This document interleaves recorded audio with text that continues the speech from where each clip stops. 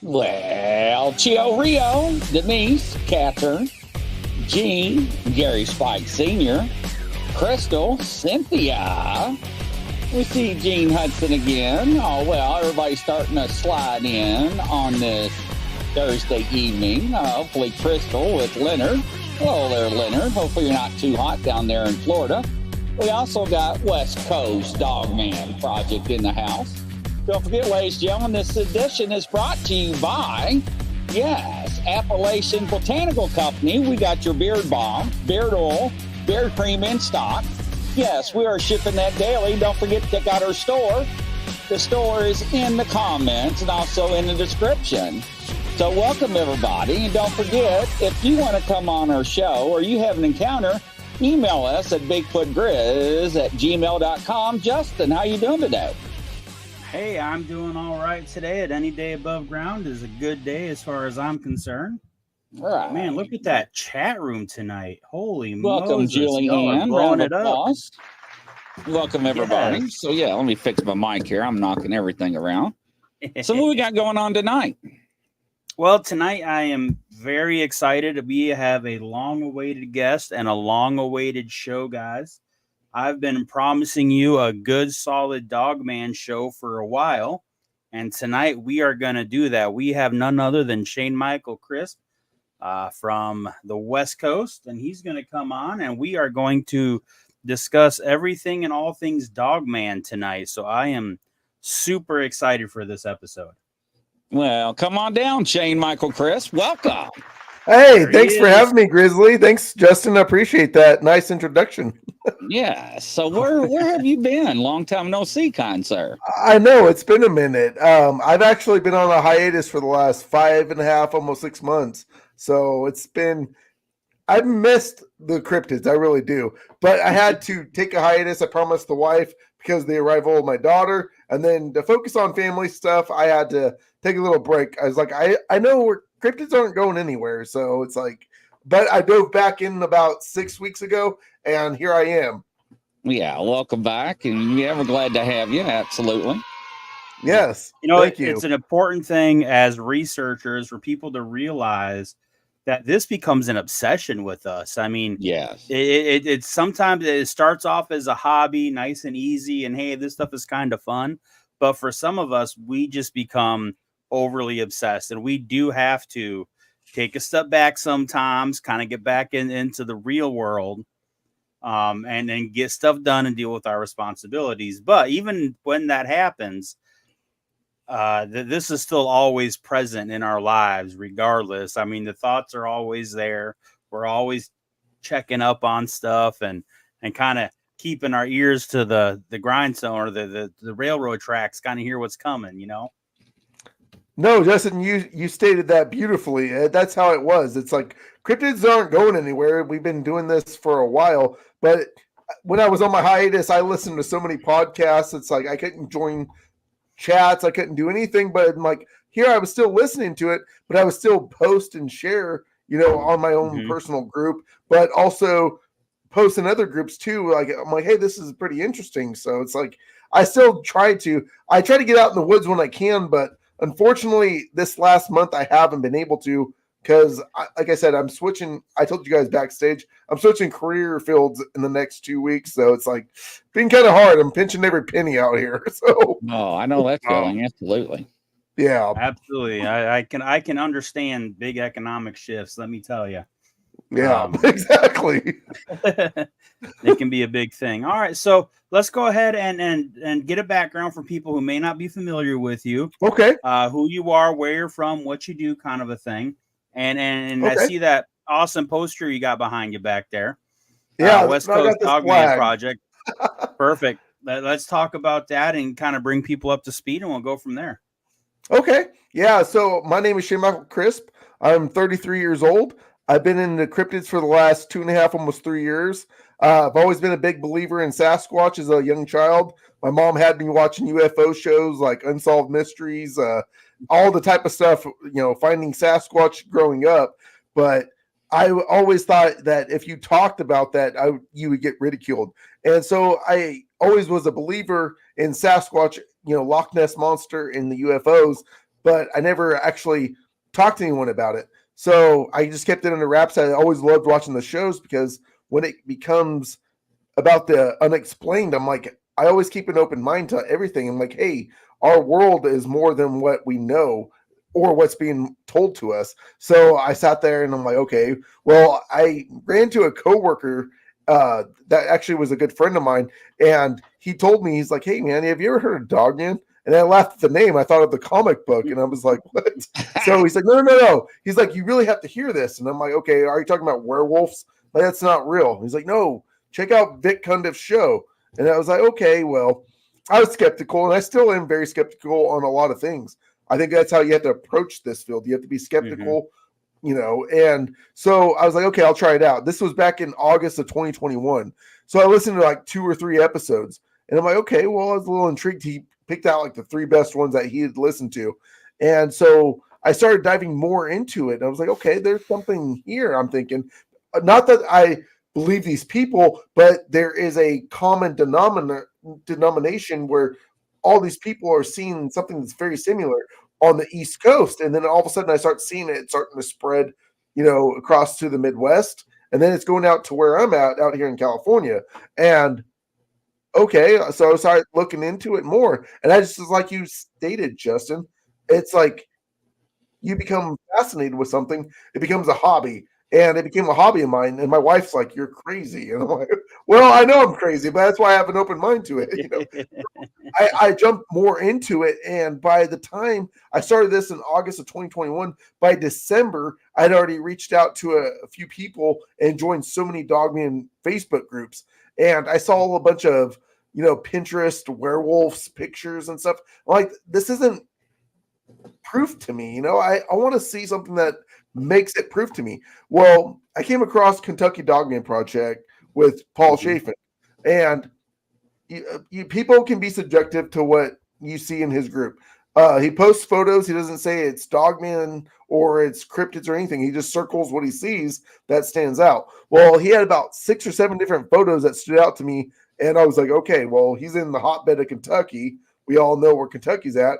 Grizzly, but okay, there's something obviously in that photo. If that's a shadow or pareidolia, that's the greatest pareidolia photo I've seen, So I started diving more into it, and I started messaging Paul, and Paul started teaching me his ways with photos. And I know photos are subjective, and that's where I've got to the point now to where I don't do the photo side anymore. But for the first 1.5 years, almost 2 years, I was going out into the woods and just taking photos. But I'm just to the point now that I almost want to have a physical encounter or just see something now, So that's where I've gone. As of December of 2021, I created the West Coast Dogman Project off of not the North American Dogman Project, but because of what Paul created with the Kentucky Dogman Project.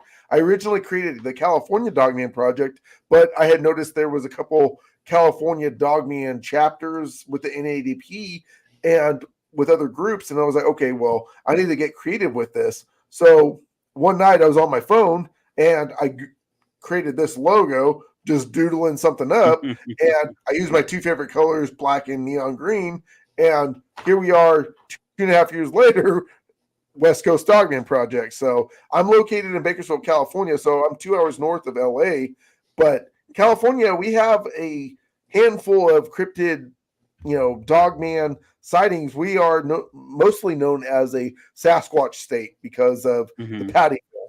And I am, like I said, I'm a big believer in Bigfoot, but I'm not a Dogman or I'm not a Bigfoot researcher. I still will look out for, a Bigfoot if I see one or evidence of it. But my main focus is the Dogman phenomenon. So, sure, absolutely.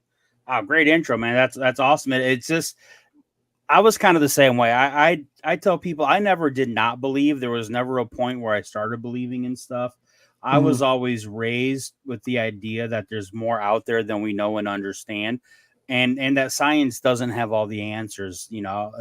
Science is a great tool for learning about our natural world, but it's not the the be all end all, and it's not the answer to everything. There is definitely mystery out there, and I think that's important. And also skepticism, like you said. You know, one of my favorite sayings is keep an open mind, but not so open your brain falls out. You know what I mean? You got to be skeptical on stuff. You can't just take certain things, you know, at face value. But what I've put together is what I call, what I'm starting to call the believability matrix. And it's basically just a checklist of different things of if I can logically say I think something might be a real phenomenon. And when I'm first researching something, like when I first started Dogman, my response was, it's not that I believe or don't believe in Dogman. It's about the fact that there is something to this phenomenon. What it is, I don't know. But there's been reports of Dogman type creatures by different names for, you know, thousands of years. And so there has to be something. Now, what it is, I don't know. And I'm not ever going to claim I do know. But even if it's not real, there's something behind the phenomenon, whether it's a mass hysteria, whether it's, I mean, but it's multicultural, it's across the ages, it's multi-religious points. I mean, there's so many different aspects to it. There has to be something behind the phenomenon. And that's usually how I start looking into them. And I was the same when I first heard Dogman, I'm like, yeah, okay. We're just switching from Bigfoot to werewolves. Right. But then when I started like actually looking at it, I came up to the same conclusion. If I'm going to say I believe in Bigfoot because of these reasons, you know, X, Y, and Z, but if Dogman also kind of checks off that X, Y, and Z, how can I logically say I believe in Bigfoot, but I don't believe in Dogman? Exactly. To me, that would be disingenuous, and that would be basically lying to myself. Like, if I believe in Bigfoot because of this, but I don't believe in Dogman, even though it has the same evidence, then I'm just not being truthful. And that's a big deal for me to try and be intellectually honest when we're studying this stuff, you know? Yeah, no, I totally agree with that. I think Bigfoot or Dogman checks off all those boxes. I really think it does. Go ahead. Oh no, go ahead. Oh, my bad. Well, no, that's all right. I was just going to ask, do you have out there in California? I know you said it kind of started in the East Coast, but are you finding more, like, not necessarily historical, but more accounts from maybe back decades old, you know, kind of going back, where really it's not a new phenomenon out there? It's just that people are actually more comfortable coming out and talking about it now? Yeah, just like you stated, more people are more comfortable coming forward with it. The earliest known encounter that I know of out here in California, it was reported on the NADP website. It's up near Sacramento, California. It happened, I think, in the early 1950s. I want to say 1952, but that started. It was a mother, when she was a younger girl, had seen a bipedal upright canid near the corn. Back then, Sacramento, before it was really the capital of California, it still was the capital, but at the same time, it was more farm fields then, before, you know, the population boom and all that. So that's the earliest one I've come across. But we also have the native tribes out here. I've tried reaching out to the native tribes. Unfortunately, when you try to reach out to them, of course, you're not going to get any answers. You almost have to know someone to be able to want to talk about them. There's two tribes near where I live right now, in northern, or I guess I'm Central California, I guess you could say. But I have reached out to the Tabata tribe, and they're obviously got no calls back. So it's like trying to reach out to this. It's like a double-edged sword. It's like you try to, but you almost have to know someone within the tribe or an elderman that's willing to talk about this cryptid, you know, or what they've seen, or just talk about their history. Yeah, Shane, we have two questions on the board for you. The first one is, what about ETs? Do you believe in them, and do you have any experiences? The second question is something that you and I talked about before. Standing Stones is asking, what about Dogman going to the tent cities, the homeless people? What about those? Yes. Okay, well, the first question, I've never had a UFO experience. What got me into all this cryptid when I was a little kid was the UFOs, the flashing lights in the sky. I remember sitting on a pallet, you know, in the living room with my mom and my sister, and watching all these different stuff. Like I said, unsolved mysteries, or just some type of cryptid UFO shows. And my mom always had UFOs going on. So I always became a believer in that. But I've tried doing the CE5 with Dr. Greer. I tried downloading the app. Unfortunately, it didn't work. I honestly think you almost have to meet with the right people and be in the right mindset to do that. But I haven't ventured out that far more into the UFO. I'm a big UFO person, but at the same time, I'm more in the Dogman community right now and trying to research this cryptid more and try to bring evidential facts to, hey, this is what I've seen. This is what I've, presented. So my main focus is the Dogman, not so much UFOs. But the second one, the tent cities, that's a good question. I've actually been hit with that a few times. I did do an investigation back in December of 2022 with a buddy of mine. He goes by the name, his name is Javier Morales. He goes by the nickname Cryptid559. He's up in Fresno. Well, I hit him up.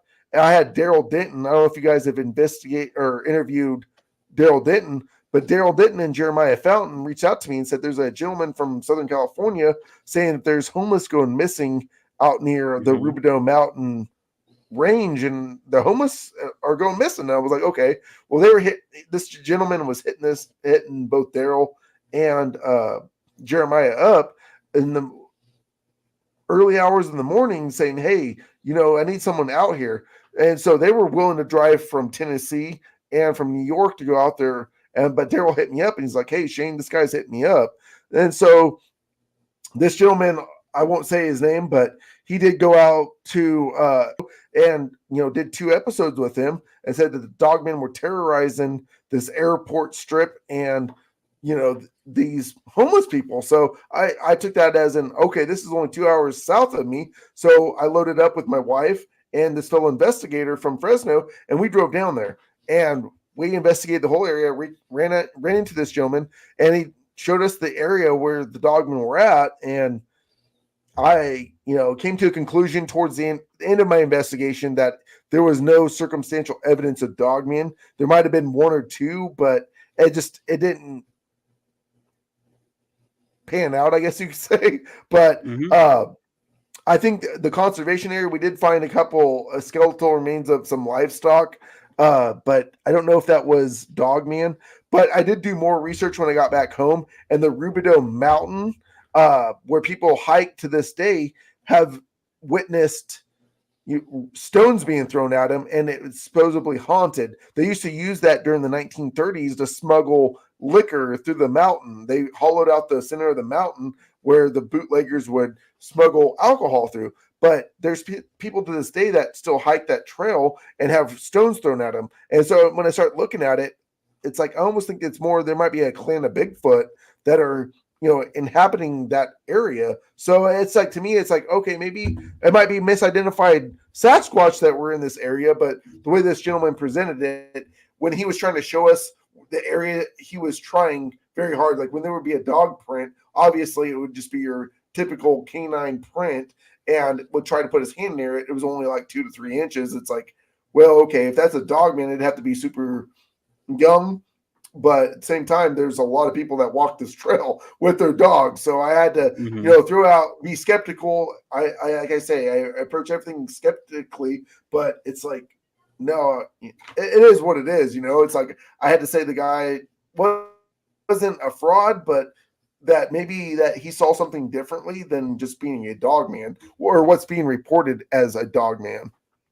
Right. And very important points there. You have to go in and look and see what the evidence, what the facts specifically state before you can come to that conclusion, right? Because I mean, it's easy to get caught up in the emotion and get caught up in the excitement and get caught up in the hype, and that's very common, But if you're going in as a researcher, as a serious researcher, somebody that's actually researching, then you have to have that kind of mindset. You have to kind of like the Olympic Project talks about, work with a null hypothesis, which is basically try to prove it's not a Dogman first or not a Bigfoot like they do with the Olympic Project. Exactly. And then at that point, if you eliminate the other possibilities, then you have something to work with, so that's exactly.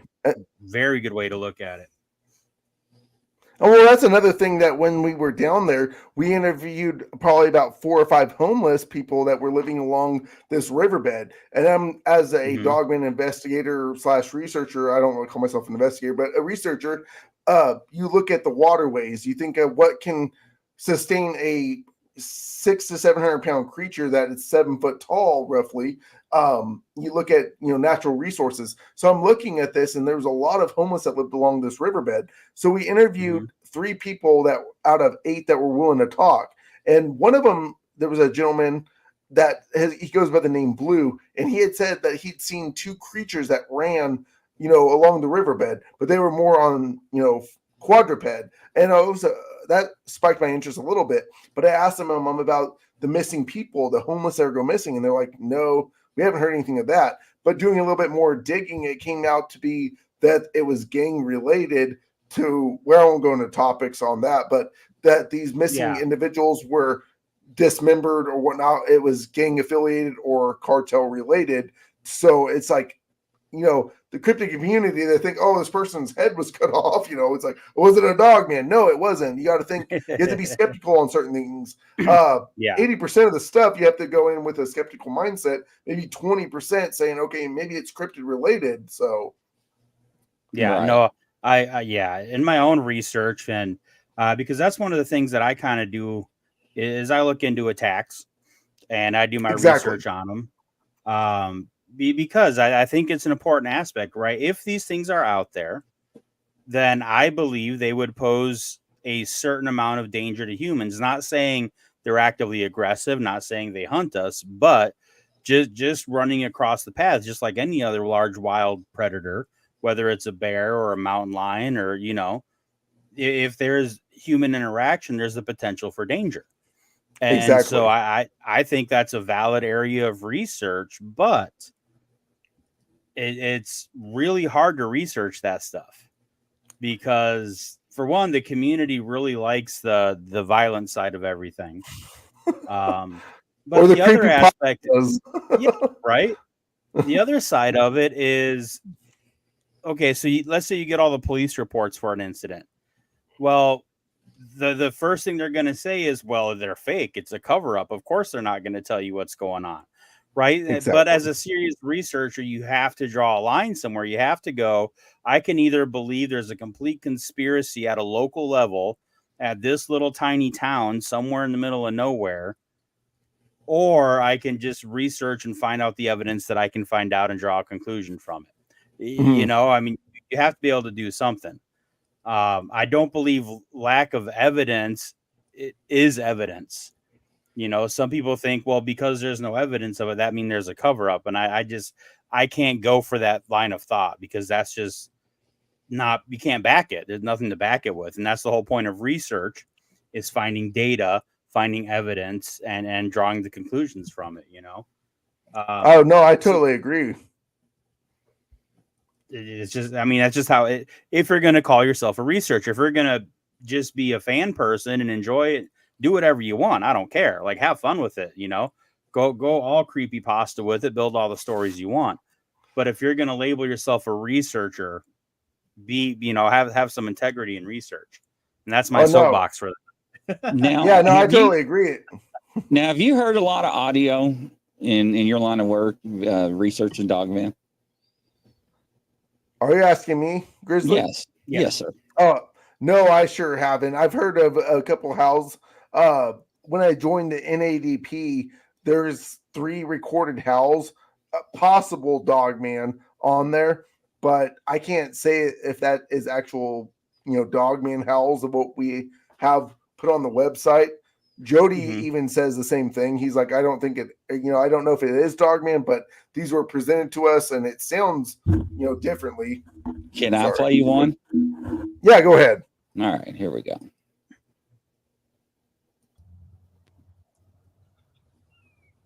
Gene Hudson, Grizzly's going to play some sounds.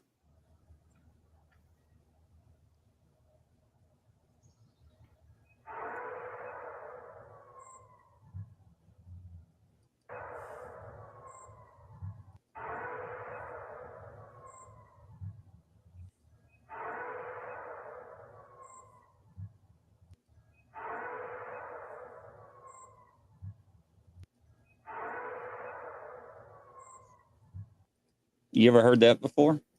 Never heard that before, but definitely that sounds like something that is very large with a lung capacity that could put something out like that. Unless it's a recording and someone has a big speaker. So like I say, I always try to be skeptical on certain things, but if that's something that sounds legit to me, to be honest with you. It's legit, sir. Awesome. All right, Gene, you can turn your volume back up. So, Gene wanted Sorry, to make Gene. sure. yeah. It's over, Gene. I'm sorry. I was supposed to tell her ahead of time. So I told her, I warned her. So Dogman, like what are the theories? What are we dealing with here? What are we talking about? I'm not going to try and pin you down and be like, what is Dogman? Because obviously we don't know. Exactly. But I mean, what are our options? What are we talking about here? Well, you're talking about an upright canid that's typically around 7 to 8 feet tall. There's also been juveniles that have been reported, or female. There's only a few, I guess you could say, honest encounters of run-ins with female dogmen that have more like your typical female that have the breast, and they're shorter, but they're around 6 to 6.5 feet tall. Juveniles are obviously smaller, but your most common encounter are with 1 or 2, dogmen, but that stand around 7 to 8 feet tall. And they're bipedal. A lot of encounters that we have encountered at the NADP, well, not all of them, but there's a handful that where they see this giant wolf, like when someone's driving through the backwoods and they happen to look and they stop for whatever it is. They happen to look and they see this giant wolf that's like black or gray in color. They come in different varieties, I guess you could say, or different colors. But when they stand up, you hear the bones start snapping. And then that's where people go crazy or will urinate their pants and be just in shock. Like, this wolf just stood bipedally. What we have everything we have is encounters that are eyewitness testimonies. Is that all true? We don't know. That's the eyewitnesses encounter. Can't say, oh, that really did happen.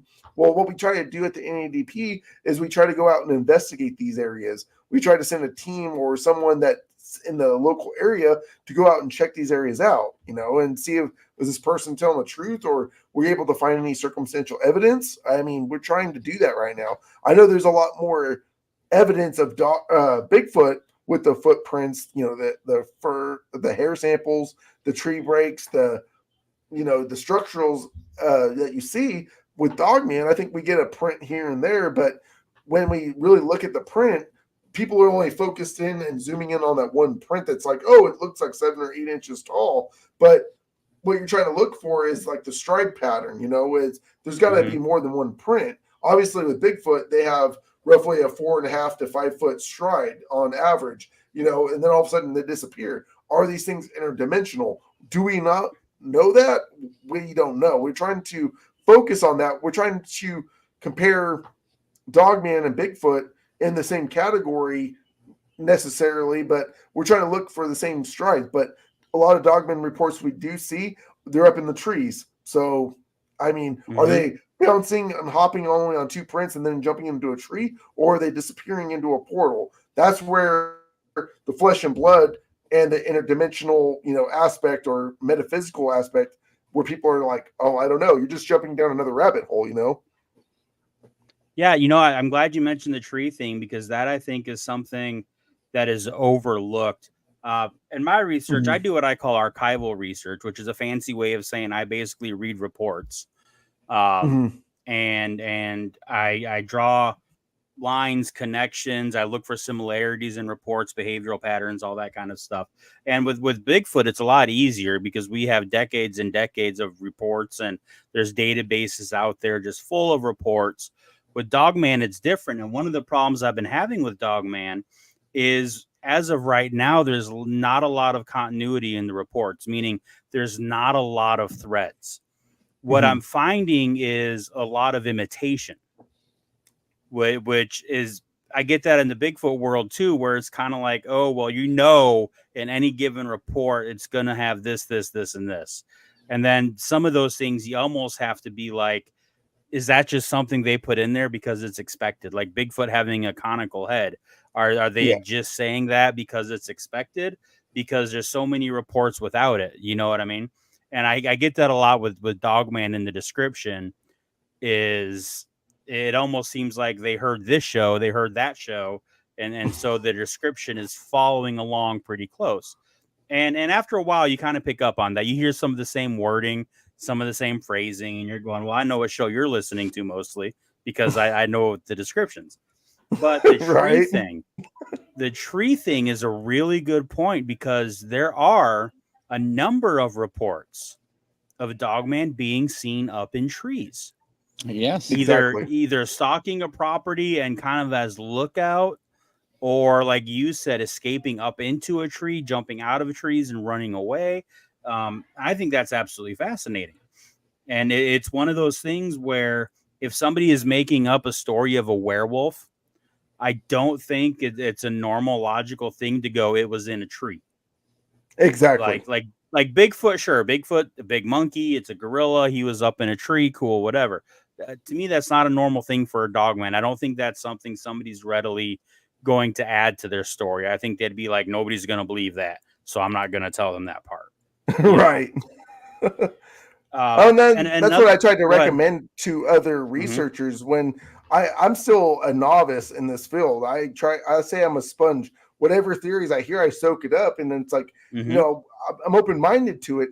But one thing I have noticed with Dogman researchers that do go out in the field, they always tell me, look up. So that's one thing they say is look up. So when I go out into the woods, of course, I'm wearing a chest camera that's recording in front of me, but I also have another iPhone and I'm taking pictures above me. Have I ever seen anything? No, nothing that's Dogman related, obviously. I mean, I see certain things, but then again, I think it's just pareidolia. It's like, obviously I didn't see nothing physically, but who's to say, that's where photos become subjective, where 50% of the people will see something in it, but I'm like not telling them, hey, this is a dog, man, this is what I saw. But if I did actually see something, this is what I would present. But are they the same thing like Bigfoot, who have been known to cloak? Are they able to cloak and, go transparent, or, are they in a different dimension? I mean, that's where we're getting into a different rabbit hole, we're jumping down, Right. So the another big question that we always get asked, and the flesh and blood versus the non-flesh and blood. And I'll tell you my take first, is I always say, just because it's one doesn't mean it can't be the other. So let's be real about that. Just because something would be considered what we call flesh and blood doesn't mean it doesn't have some other attributes to it, whether it be, spiritual or interdimensional or whatever we want to call it. For some reason, our community has developed this mindset. It can only be one or the other exclusively. It can't. And I think that's incorrect. I think we need to be open-minded enough to realize something can be flesh and blood and still have attributes that we don't understand, that we would call, magical or spiritual, or whatever wording they want to use with it, For me personally, when it comes to Dogman, I believe there's multiple phenomenon happening that's all getting kind of lumped together under the name Dogman. And what I mean by that is I believe there's spiritual entities, some might use the word demonic, entities out there that come across in our reality and our perception as looking like a Dogman. At the same time, I think there's enough evidence out there to postulate a physical being like a Dogman. Are they the same thing? No, they're not the same thing. But I believe there's enough evidence within the stories that we get to postulate that there's multiple things going on here that we're calling Dogman. And I think that's a pretty fair assessment. I don't think we can say 100% this or 100% that. Oh no, I totally agree with you. Everything you just said, Justin. Is it flesh and blood? My personal belief is if you do see a bipedal canine on the side of the road driving late at night out on a country road, and all of a sudden it stands bipedally and it's eating on a carcass, and you see it's breathing, obviously it's flesh and blood. It's here in our dimension. It's obviously it's a physical, creature. But when you see all of a sudden this thing take off into the corn, and all of a sudden you see a bright light, Well, what does that explain? Is that the paranormal aspect to this?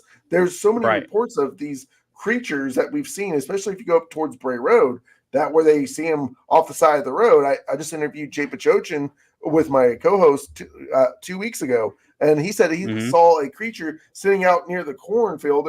The corn had just been mowed, but it looked like a 2D creature. It looked like it was howling at the moon, and when he looked back, it was gone. So, I mean, what is this? Is it, to me personally, if it's a flesh and blood creature, or is it genetically modified by our U.S. government, which is very possible. I keep an open mind to that. But do I believe that aspect?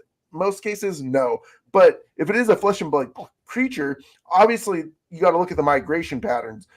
You got to look at where's this thing at. Obviously, you got to look at a food source. You got to see Bigfoot. They use the waterways as a highway. Same thing as Dogman. Hey, if you look at certain encounters of the same type of reported Dogman, obviously there's a similar pattern, but then all of a sudden you'll get one that looks totally different, and it just throws a wrench into your research. You know what I mean? But if it is a paranormal or metaphysical creature, a good friend of mine, Nick Valente, did a 6-month study on Dogman, and 94% of his encounters there was a paranormal aspect to it, to where his encounter even included this. There were 600, I want to say 650 plus encounters that he did over a 6-7 month timeline, that where 94% of them, where they saw the Dogman, all of a sudden there was a bright light seen. So his encounter was he saw it near a stop sign. All of a sudden the thing just walked off into the woods, and all of a sudden there was a bright light.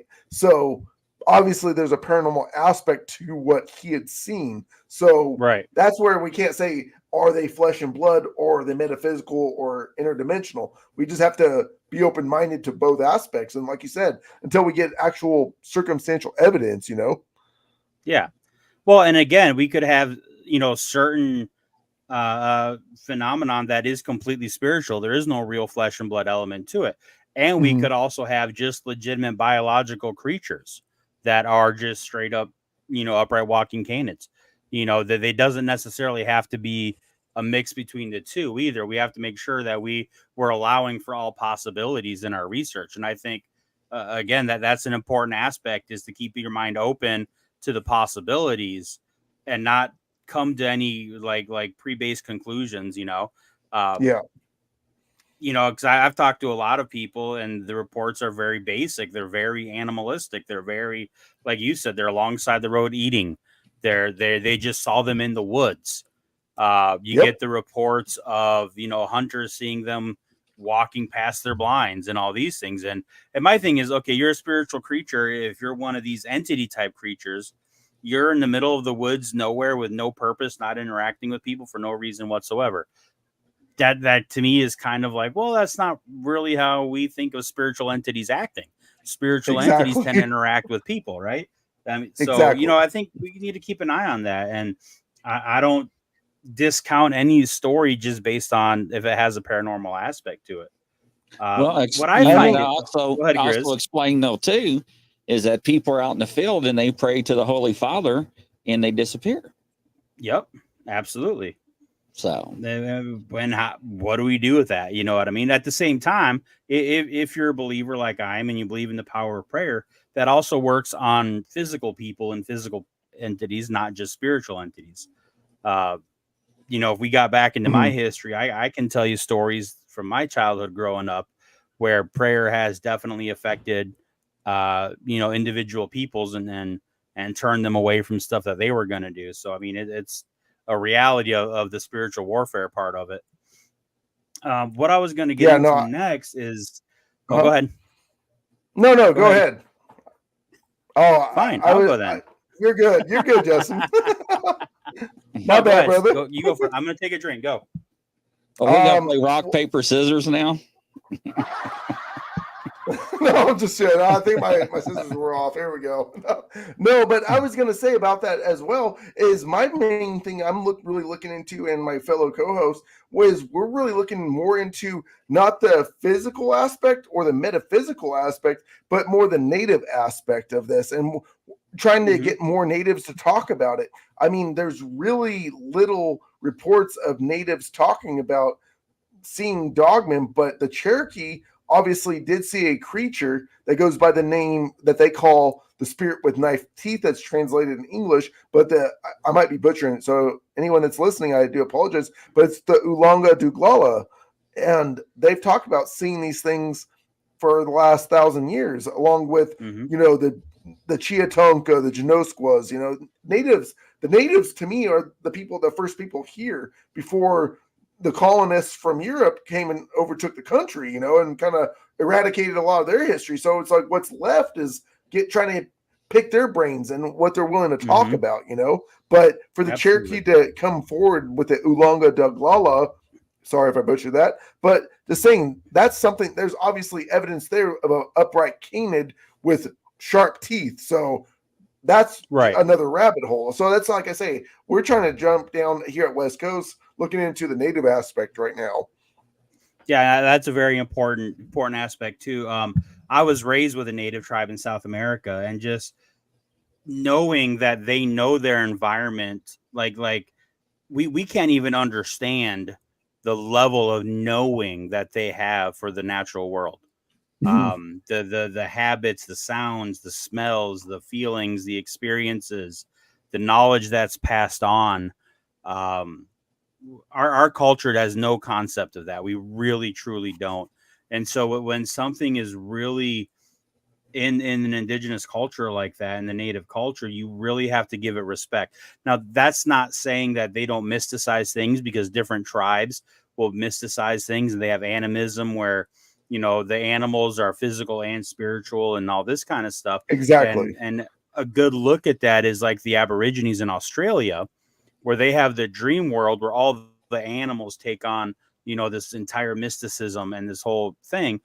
But in the awake world, the real world, they're a real legitimate animal, like the platypus or the kangaroo, the koala. And so they carry this mysticism, but they're still a real animal. And I think, we have to make sure we're looking at all those aspects put together, especially when dealing with native cultures.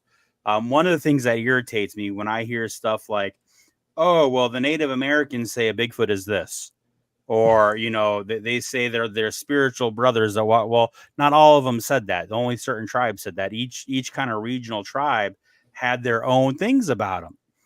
Exactly. Right. So it's not fair to blanket statement. I hate that. It drives me nuts. If somebody says a specific tribe would say this about them, then that's cool, because that's tribe's teaching and their belief system. But a blanket statement just drives me nuts. Absolutely drives me insane. They try to unify that one word or statement as that. Exactly. Yeah, absolutely. Well, I know we wanted to talk a little bit about variants and stuff. Okay. And I'll lead in with this. One of the issues I take in the Bigfoot world is there's a lot of Bigfoot researchers that totally dismiss Dogman, and they say they're just misidentified Sasquatch, right? And while I can get behind that a little bit and say possibly, to me it's just like telling a Sasquatch experiencer that they just saw a black bear, Right. and it's like, listen, maybe a small percentages of people think they saw Bigfoot actually saw a black bear doing something. I will allow for that's a natural thing. Okay. But for a Bigfooter to get mad because somebody says all Bigfoot accounts are black bears, but then turn around and say all Dogman sightings are actually misidentified Bigfoot, I'm like, really? Like, are you really saying that? That's just absolutely ridiculous. That being said, there's definitely some discrepancies in the depiction of Dogman. And so I can see where there's some contention there. So we're going to pull up this graphic that we talked about. And if you want to, go ahead and start telling us about some of the morphologies that we're looking at and kind of what's going on when we start talking about what Dogman looks like. Okay.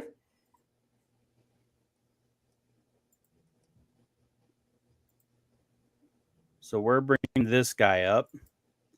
Everybody can see that. Okay. Yeah. So you're looking. Oh, my bad. There we go. Oh, there it is. Yeah. Okay. Obviously, I don't know who created this chart. I've talked to so many different people that say they don't know where it came from. It just popped up. But obviously, there's 7 variants that are shown. Well, to me personally, Ryan Tremblay, who's one of my favorite researchers, in the cryptozoology field, stated the top 3 really don't look like Dogman. I mean, the type 3 variant 2 kind of has a cow face. The one he had an encounter with was the canine variant 2, which was the hyena. But when you look at the type 3 variant 3 and the type 3 variant 1, obviously they have more of a primate face, structure. Like you look at the type 3 variant 3 and the type 3 variant 1.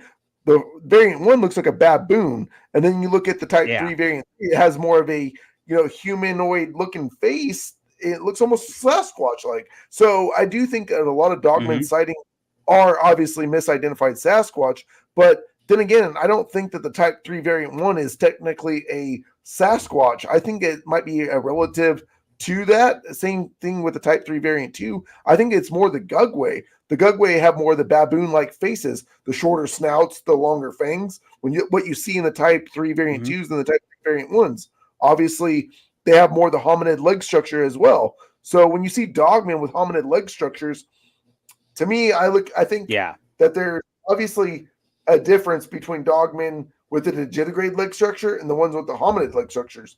When you look at the canine variant 1s, it looks like a timber wolf, but when you look at the canine variant 4, they call it the super soldiers. So obviously, just like with human beings, we have different nationalities, different types of people, So obviously, some are taller than other nationalities are taller than some nationalities, So I look at it like that aspect. But my personal belief is that not all Dogmen have the hominid leg structure. There's a lot of encounters that we get when the people say they're just so focused on looking at the upright canid, they saw just the head. It would look like a German Shepherd, but it had human leg structures. And so the next question I ask is like, did you see a tail? Some see it, some don't, but their encounters are so split, within 10 seconds, that's all they see. 10 seconds can feel like 10 minutes, So what are these people really seeing? This is the best, graph that we have. But I do believe the top 3, like Ryan stated, are misidentified, either Sasquatch or Gugway. Yeah, no, I agree. Especially when you start looking at the leg structure. To me, that should be a big factor. An upright walking canine is not going to have the primate type legs. They're not going to have legs like we do or like Bigfoot has. So I think we need to be careful not to classify that. The face structure, yes, but if we go on the premise that Bigfoot is a primate, which is the logical concept there, right?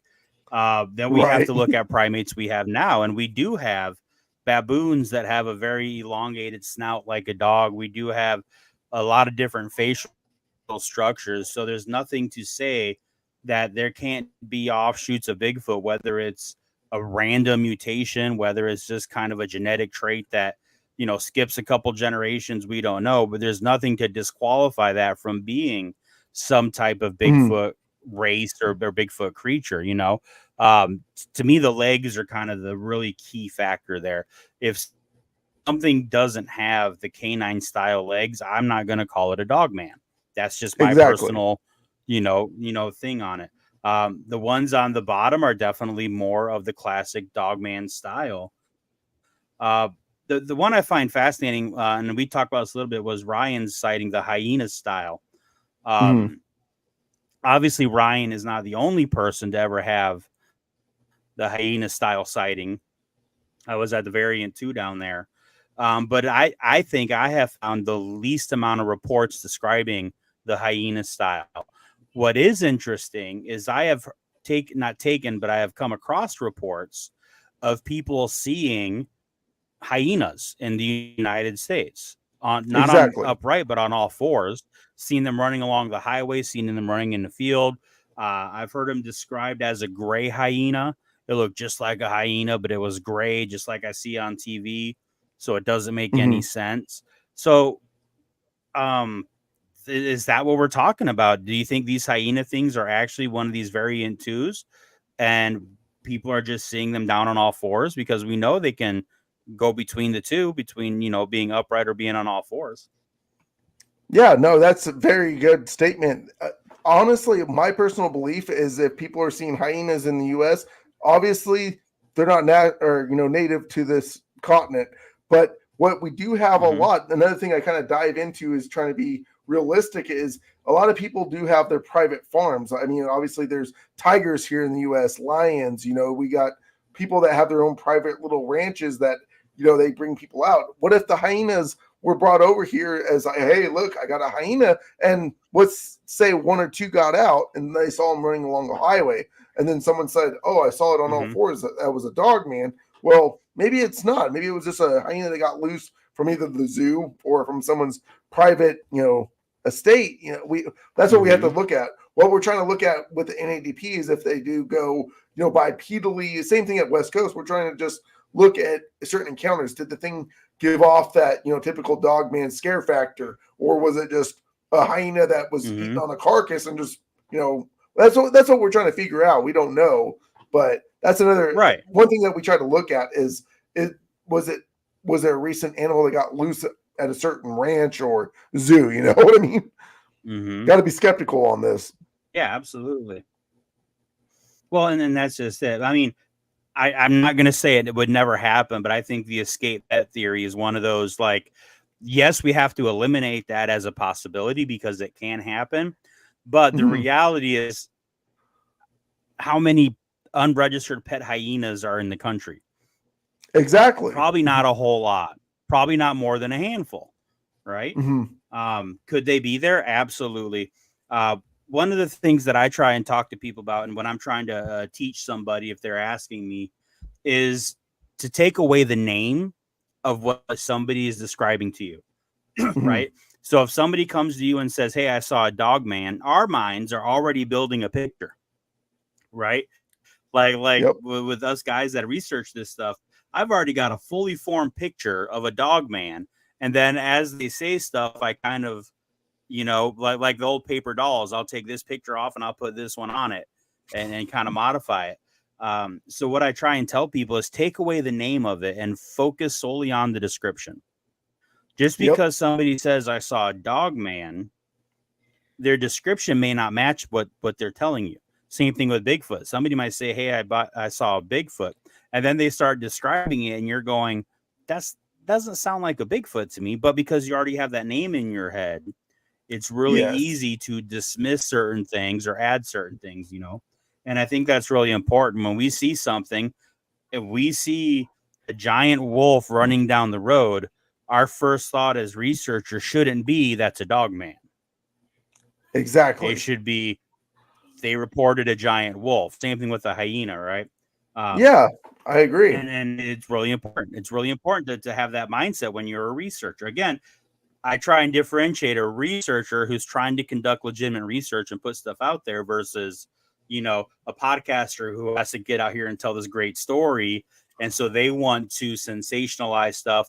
And I get it. It's media. It's nothing wrong with that, but we have to differentiate between research and, fun stories and stuff like that. It's like X-Files or, Criminal Minds versus legitimate police research like Grizzly did. You know what I mean? So, but it's still an absolutely fascinating topic. It really is. I think there's misidentification, absolutely. But I say this every time we talk about Dogman. I firmly believe in the Dogman phenomenon. I believe they're legitimately out there in different forms. I believe that there are some spiritual aspects to it, and I believe there's some physical aspects to it, or they might be integrated. I don't know. They can pose a danger to people. I have no issue with that.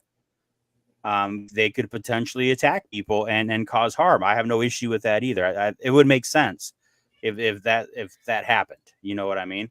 But in all research, again, we have to caution everybody not to jump to conclusions and go by what the facts tell you and then build off of that. And I'm with you on the pictures, man. I don't like photographs. I can't stand photographs anymore. It's become inundated with social media. Everybody goes out in their backyard and snaps a bunch of pictures, and there's 800 Dogman and 42 Bigfoot. And if you look close, you might find a couple gray aliens hiding underneath the fern. Not saying there aren't legitimate pictures out there, but I tell people as a researcher, I can't go by pictures anymore unless it's a very good, clearly defined. I don't need a circle to see it. And I can see it in multiple pictures and I can see movement and I can see evidence of an actual biological entity, I'm sorry, but pictures just don't do it anymore. They just don't. I totally agree on everything that you just stated, Justin. I really do.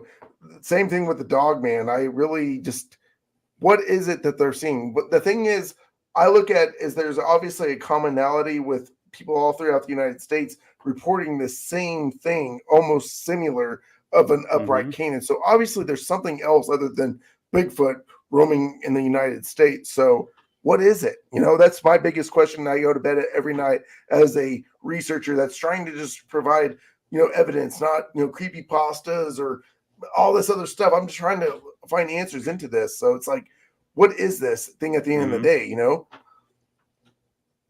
Absolutely. And, you know, I think at some point we'll find out. I think in our lifetime, who knows? It could be. I'm not even that optimistic, but I probably have a shorter lifetime than you do at this point. So, you're not. I would say I'm not that old. You're not that old, Justin. Old enough. But I think it's a real possibility as long as we still keep an open mind, but still have an idea of serious research or not just going off and you know, kind of letting it get away from us. As long as we still have serious researchers out there like you, like NADP and doing stuff. Now, I'm honest to say I'm not real big in a lot of the organizational things. I think there's a lot of issues there, but at the same time, they do provide benefit. There's a lot of good things as well. Yeah. Just like the BFRO, NADP, you know, that there's nothing wrong with them. I have my own issues with them, but overall, it's organizations like that bring the data. Exactly. They're out there collecting it in an organized fashion, and that is super important. Super important. All right. Again, the eyeball from Grizz over there. I can see it. Yeah, we're approaching our mark. And so, Shane, how does everybody find you and follow you? You can find me on Facebook under West Coast Dogman Project, or you can find me on YouTube under West Coast Dogman Project. If you can't find me on West Coast, you can find me under the NADP Region 1 page or my own personal organization I've kind of started up, the United States Dogman Federation. Haven't really been active there, but yeah, I'm a Dogman enthusiast, so you can probably find me on any Dogman page on Facebook. Well, thank you so much. It's been a pleasure. You're always welcome to come back anytime. So thank you, guys. Grizzly, Absolutely. Justin, it's an honor talking to both of you. Yeah, thank you all. And from coast to coast around the world, ladies and gentlemen, good night. We'll see you tomorrow. Bye-bye.